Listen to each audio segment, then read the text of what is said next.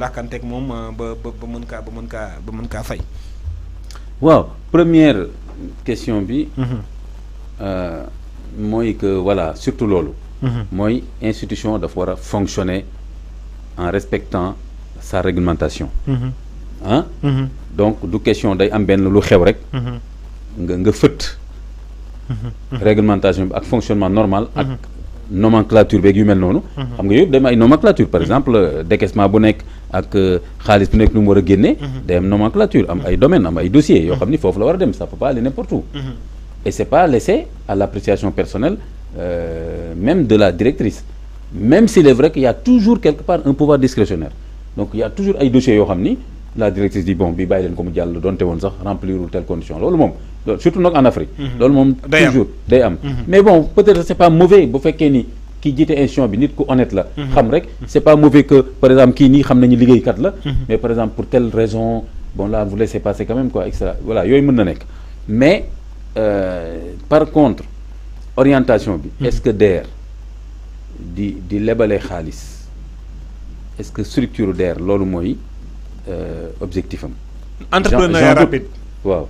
entrepreneur rapide ak lebale xaru tabaski quand même je pense pas que waaw niru ma ni que lebale xal c'est-à-dire que man sama gis-gis. entrepreneuriat ma ñu lebal la xaalis pour nga liggéey fay. pour nga liggéey la entrepreneuriat mais lebal la pour nga fay loolu c'est pas de l'entrepreneuriat du entrepreneuriat. du tout xam nga luy entrepreneuriat. ku bëgg a def campagne ñu xar. ñu lebal ko pour mu def campagne ñu xar après fay. ça c'est de l'entrepreneuriat.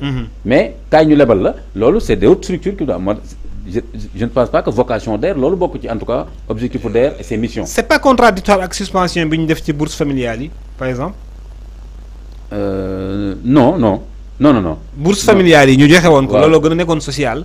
actuellement que DER di lebale ay xar. ah d'accord loolu nga bëgg a wax par contradiction mais bien sûr waaw bon. loolu moom aspect social la ñëpp xam nañ ko. mais DER sa vocation c'est pas de faire dans le social lii social. effectivement bokkul dara ak orientation wu DER bi nga xamante ne dafay encourager jeunes yi ak ndaw ñi ak jigéen ñi pour ñu mën a. bokkul ci mission DER lebale xaalis bokkul ci mission DER am na yeneen structures yu bari sax yu koy def. ak microfinance yi d'ailleurs justement microfinance yi ngay gis yëpp nii c'est pas méga y en a beaucoup. foofu nit ñi nga xam ni justement dañoo nekk ci dans l'informel yu mel ni. ñu bari si ñoom dañ fa am ay comptes. et cetera donc ñooñu dañ leen defal ay prêts. et cetera ak am nañ seen i conditions. bien sûr donc loolu mooy seen rôle.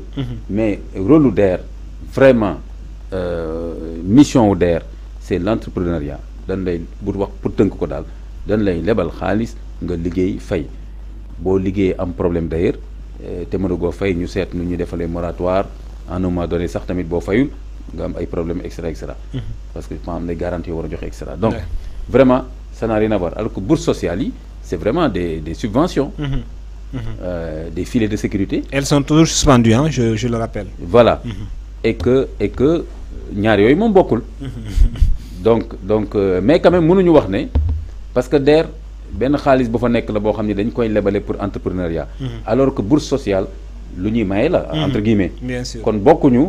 ay vocation mais quand même. lii du rôle DER. mais nag bettu ma trop ci directrice su DER bi de. ah oui waaw moom daal moom je me demande d'ailleurs DER en tout cas xaalis apparemment. Aïda Mbodj dépense beaucoup d'argent apparemment depuis moom bu mu ñëwee gis naa ni DER en tout cas bëri na fu muy dem de dama xamul moom moo active noonu wala mais il y a beaucoup d'argent qui est donné mi ngi dem ci région yi di dem ci kii di joxe les jeunes les femmes des centaines de millions des milliards kii je me dis bon DER fan la jëlee xaalis bi parce que DER benn département la et cetera. alors que les finances publiques il y a des problèmes donc fan la DER jëlee liquidité bi et cetera ah loolu lu ñu war a seetaat la mais encore dolli ci waat encore. affaire ay lebalaati tabaski. je pense vraiment ça sort de ces missions. ça sort carrément de ces missions. oui. am na nag léegi jullit boo xam ni da ngaa bëgg a leb pour tabaski loolu beneen àtte la bu fekkee ni am nga ci loo jàpp wala lu tax nga jàpp ne mën nga fay.